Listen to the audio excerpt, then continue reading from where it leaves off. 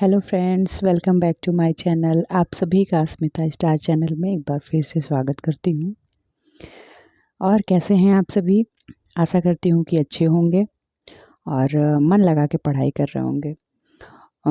वैसे तो मैंने अपने हर वीडियो में आपसे ये बात बताई है, एक बार फिर से बताती हूँ। ये चैनल मैंने मोस्टली गृह विज्ञान टीजीटी के लिए बनाया है। जो भी मेरे भाई, मेरी बहनें, मेरे साथी जो भी किसी कारणवश अपने नोट्स नहीं बना पाए हैं, वो मेरे नोट से एक बेहतरीन तैयारी कर सकते हैं। तो चलिए अपनी तैयारी शुरू करते हैं। और हाँ, तैयारी शुरू करने से पहले आप सभी अगर मेरे चैनल पे नए हैं तो प्लीज़ मेरे चैनल को ज़रूर सब्सक्राइब करें और अच्छा लगे तो एक लाइक का बटन ज़रूर प्रेस करें। Thank you so much.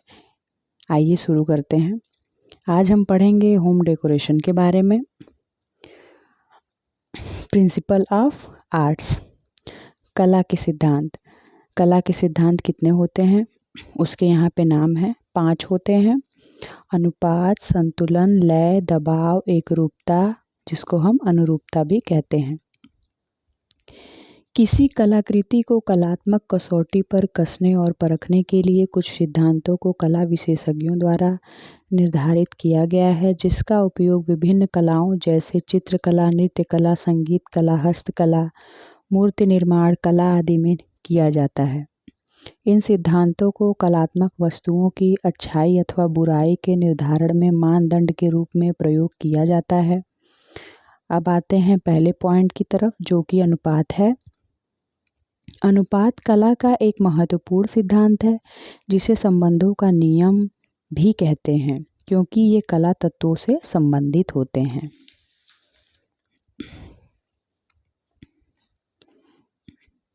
कला का आशय। कला का आशय अनुपात में किसी वस्तु की उचित आकार एवं माप से होती है। अनुपात के निम्न तत्व हैं: अनुपात में रेखा, अनुपात में दूरी, अनुपात में माप। अनुपात में माप का आशय वस्तु की लंबाई, चौड़ाई व मोटाई से होता है। संतुलन। स्टेला सुंदरराज के अनुसार संतुलन स्थिरता एवं बल का समान परिणाम है। यह विश्राम तथा शांति देता है। यह रंगों एवं आकृतियों के ऐसे संयोजन द्वारा किया जाता है जिसमें केंद्र के दोनों ओर समान आकर्षण हो। संतुलन के प्रकार: औपचारिक, अनौपचारिक, विकिरण। औपचारिक में आपका दी सुडौल और प्रत्यक्ष है। अब आते हैं औपचारिक संतुलन पे। इसे ही सममितीय संतुलन भी कहते हैं। इसमें जब केंद्र बिंदु के दोनों ओर वस्तु की स्थिति एवं भार में समानता होती है तो स्वाभाविक रूप से देखने वाले का ध्यान आकर्षित करती है, उसे ही औपचारिक संतुलन कहते हैं। ऐसे संतुलन में वास्तविकता पाई जाती है। औपचारिक संतुलन निम्न प्रकार की होती है: दी सुडौल, प्रत्यक्ष। अब दी सुडौल क्या है? दी सुडौल जब केंद्र के दोनों ओर समान वस्तुएं रखी जाती हैं तो उसे दी सुडौल संतुलन कहते हैं। प्रत्यक्ष संतुलन: केंद्र के दोनों ओर असमान वस्तुएं रखी हों जो समान रूप से ध्यान आकर्षित करती हों, उसे ही प्रत्यक्ष संतुलन कहते हैं।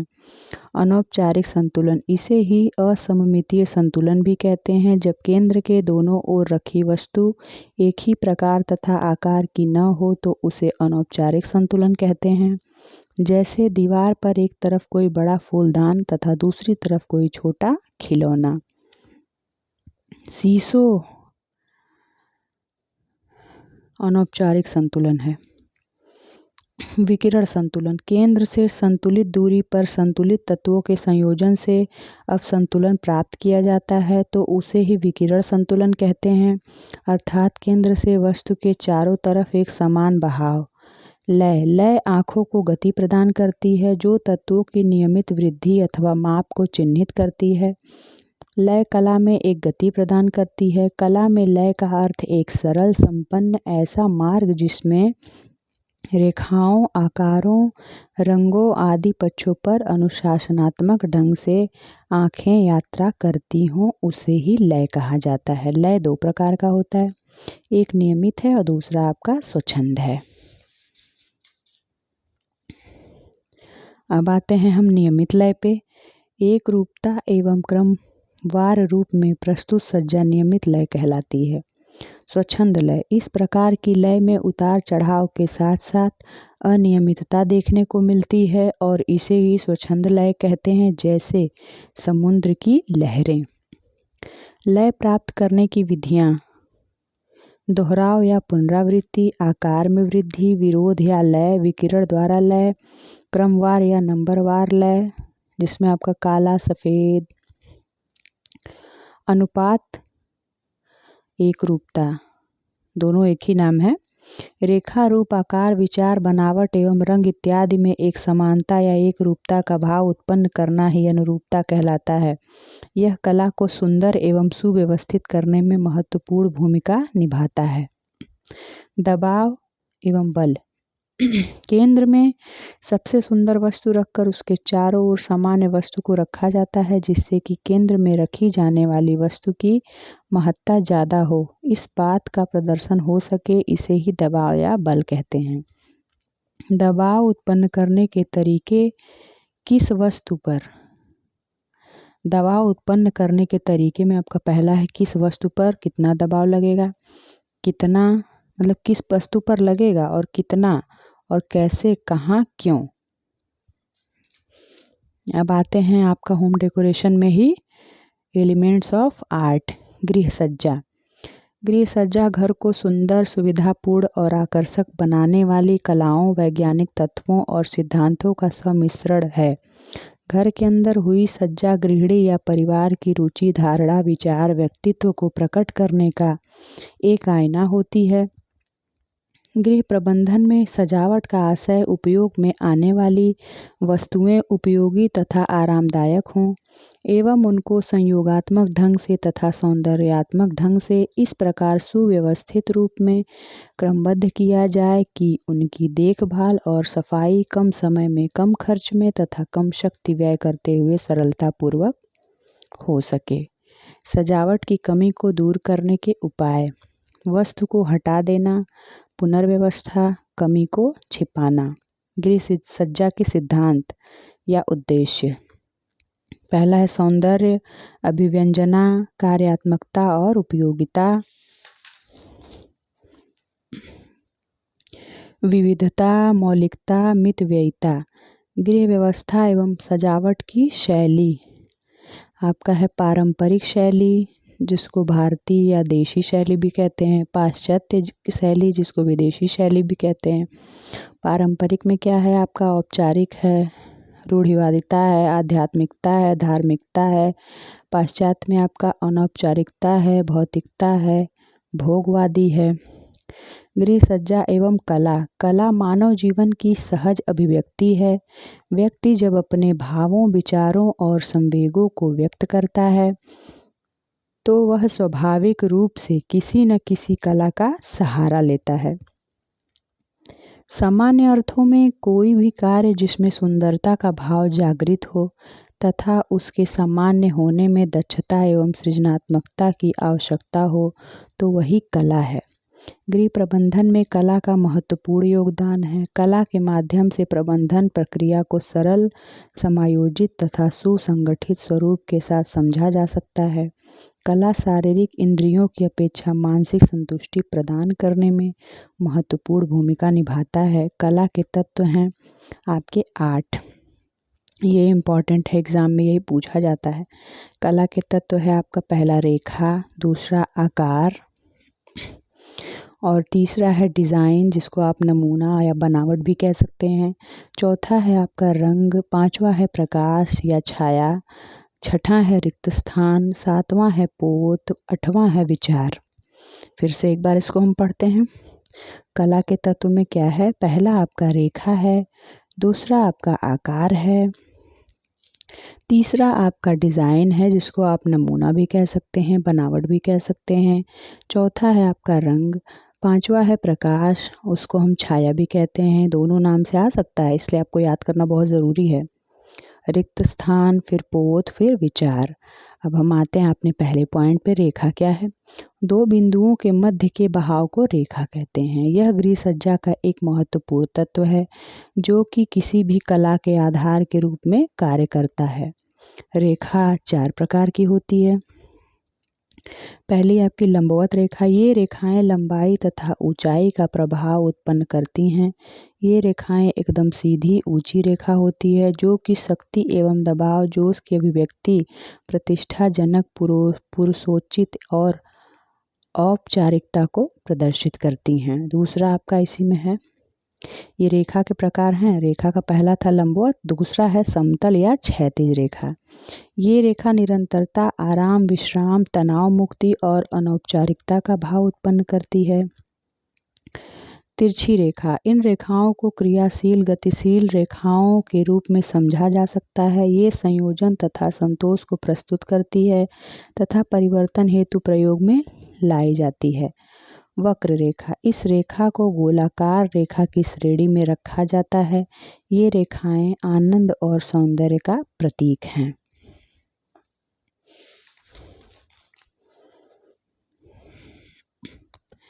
किसी भी सजावट में विशिष्टता उत्पन्न करने के लिए इस प्रकार की रेखाओं का प्रयोग किया जाता है। इसके साथ यह विचारों की अभिव्यक्ति, मूड को परिवर्तित करने हेतु प्रयोग में लाई जाती है। यह प्रसन्नता, वैभव तथा जीवन का प्रतीक होती है। इसे लोचमय रेखा भी कहते हैं।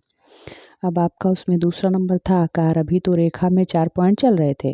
अब दूसरा आपका आता है आकार। जब रेखाएं आपस में एक दूसरे से जुड़ती हैं तो किसी न किसी आकार को प्रदर्शित करती हैं। अब इसमें आपके आकार में आपका पहला पॉइंट है वर्ग। 2 समतल तथा 2 लंबी रेखाएं समान माप की हों तो वर्ग का निर्माण करती हैं। ठीक है। अब आता है आयत। 2 लंबी तथा 2 बड़ी असमान माप की रेखाएं मिलकर आयत का निर्माण करती हैं।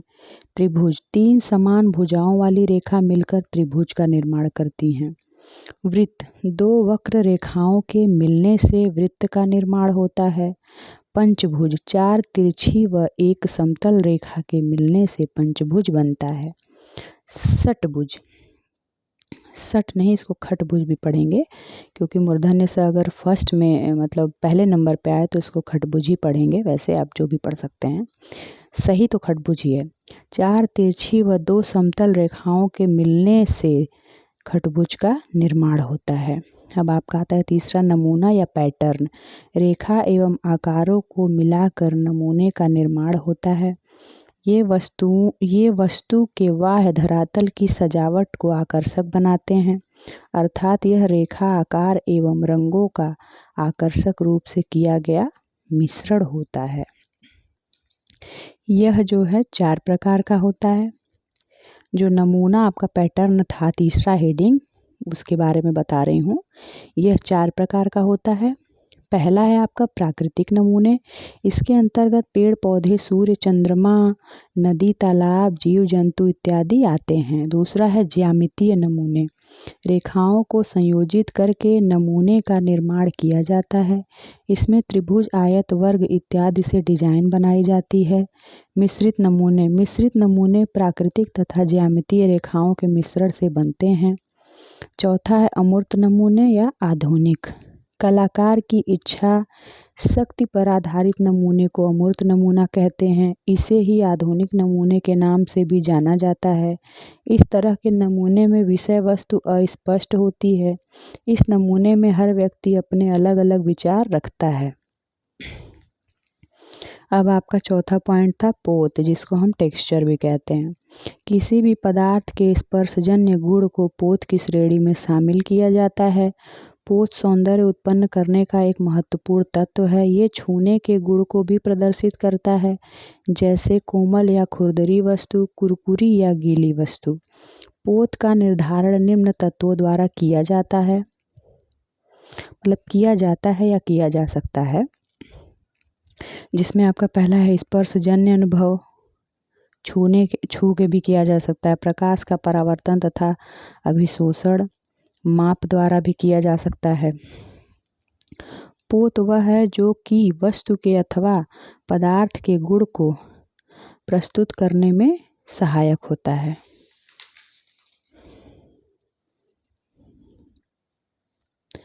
पोत वह है जो कि दृष्टिगत गुणों को नाम से ही प्रस्तुत करता है, जैसे चिकना, समतल, खुरदुरा, कड़ा, स्पंजी, लोचमय। अब आता है पांचवा आपका रंग। रंग भावनाओं को तथा व्यक्ति की मनोदशा को व्यक्त करने का एक अच्छा माध्यम है। रंगों द्वारा स्थान तथा दूरी का भ्रम उत्पन्न किया जा सकता है। छतों और दीवारों पर हल्के रंगों के उपयोग से कमरा बड़ा प्रतीत होता है। अंधेरे युक्त कमरे में हल्के रंग जैसे पीला, सफ़ेद इत्यादि के प्रयोग से कमरा प्रकाशमय प्रतीत होता है।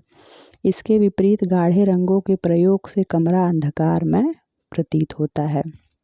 इसमें यही कहा जा रहा है कि हल्के रंग से अगर हम अपना रूम का कलर कराते हैं तो उसमें रोशनी आपको ज़्यादा लगेगी। अगर डार्क कलर से कराते हैं तो उसमें रोशनी मतलब कम लगेगी, अंधकारमय जैसा मतलब लगेगा। अब आता है आपका प्रकाश। प्रकाश न केवल उपयोगी होता है परंतु यह तत्व अलंकरण का एक साधन भी है। प्रकाश व्यक्ति के मन में आशा, उत्साह और उल्लास उत्पन्न करता है तथा अंधेरा भय, निराशा व अवसाद उत्पन्न करता है। प्रकाश दो प्रकार के होते हैं, प्राकृतिक प्रकाश, दूसरा कृत्रिम प्रकाश। इसमें प्राकृतिक प्रकाश में क्या है, इसमें प्रकृति से प्राप्त प्रकाश को गिना जाता है, जैसे सूर्य, चंद्रमा, तारे आदि।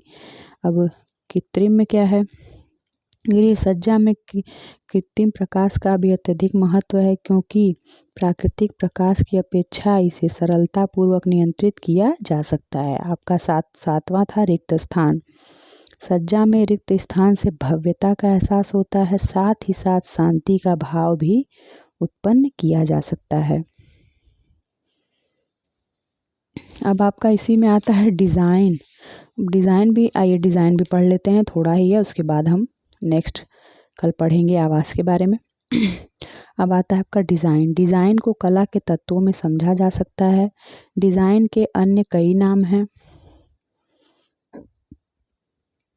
नमूना, विन्यास, प्रारूप, बानगी, आलेखन, ये सब कुछ डिज़ाइन का नाम है।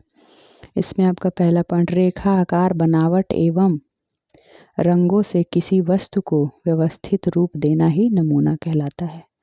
डिज़ाइन कला का सौंदर्यात्मक प्रदर्शन है जिसके बिना कला अधूरी होती है, अर्थात डिज़ाइन किसी विशिष्ट उद्देश्य या अर्थ के लिए किए गए चुनाव और संगठन को दर्शाता है। डिज़ाइन एक विचारधारा है जिसके माध्यम से व्यवहारिक व संवेगात्मक गुणों का सफल प्रदर्शन किया जाता है। अब डिज़ाइन के उद्देश्य क्या हैं? सुंदरता व क्रियात्मकता प्रदान करना, विभिन्न तत्वों को एक रूप में संगठित करना, विभिन्न स्वरूप एवं रंगों को अपने अनुसार प्रयोग करना तथा वस्तुओं को अधिक प्रभावशाली बनाना, वस्तु और व्यक्ति के बीच दूरी कम करना। अब आपका डिज़ाइन में है, डिज़ाइन आपकी दो प्रकार की, संरचना और रचना। सजावटी। सजावटी में आपका तीन है, प्राकृतिक, ज्यामितीय, अमूर्त।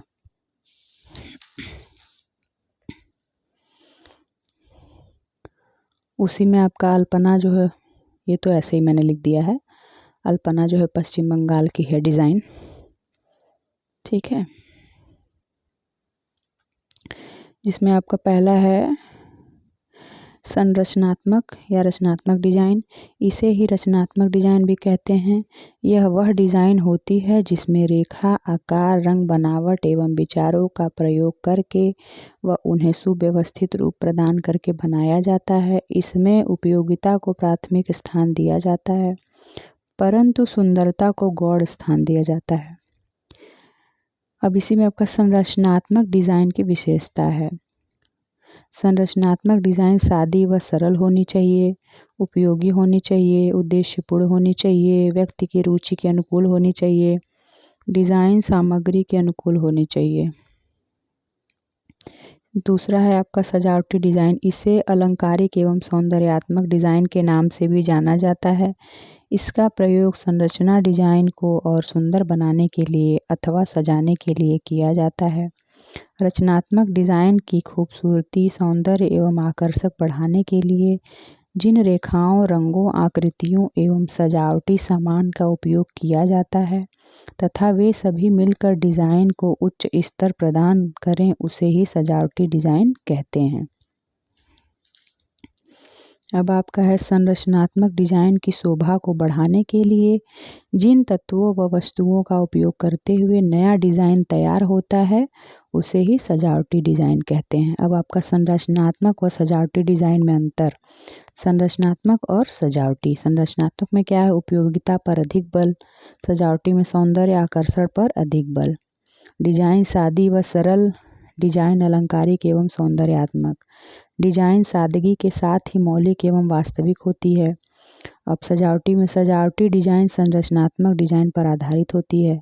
संरचना डिजाइन पर पुनः सजावट की जाती है। इसमें पुनः सजावट भद्दी बेजान और आकर्षणहीन लगती है, कम खर्चीली होती है और ये अधिक खर्चीली होती है। डिजाइन बनाने में कम धन समय व शक्ति नष्ट होती है और सजावटी में अधिक धन समय शक्ति का व्यय होता है। यह पृष्ठभूमि तैयार करता है। यह पृष्ठभूमि के बाह्य धरातल को सजाता है। डिजाइन बनाने हेतु वस्त्र, स्थान व पदार्थ पर बहुत ध्यान देने की जरूरत नहीं होती है। इसमें वस्तु के प्रकार, किस्म, उपलब्ध साधन, स्थान आदि पर ध्यान देने की ज़रूरत होती है। तो थैंक यू सो मच दोस्तों, आज हमने इतना पढ़ा और आज का टॉपिक हमारा यहीं तक रहेगा। और अगर इसका आपको स्क्रीनशॉट चाहिए तो मैं शॉर्ट्स में डाल दूँगी और जैसा कि अपने पिछले वीडियो में भी मैंने डाला है। तो इस तरह से आप धीरे धीरे करके सारे टॉपिकों को आप एक सरसरी निगाह से देखते जाएंगे तो जब आप क्वेश्चन हल करेंगे ना तो ऑटोमेटिक वो चीज़ें आपको क्वेश्चन में मिलने लगेंगी। बस ऐसा लगता है कि याद नहीं हो रहा है, इस तरह से बस अगर एक लाइन से मेरे साथ चीज़ों को देखते चलेंगे ना तो भी आपको बहुत इसका इफ़ेक्ट मिलेगा। ठीक है, तो थैंक यू सो मच दोस्तों मेरे चैनल पे बने रहने के लिए। और जैसा कि मैं हमेशा कहती हूँ, एक बार फिर से मैं आप सबसे विनम्र निवेदन करती हूँ कि प्लीज़ मेरे चैनल को ज़रूर सब्सक्राइब करें और एक लाइक का बटन तो ज़रूर प्रेस कर दें। Thank you so much.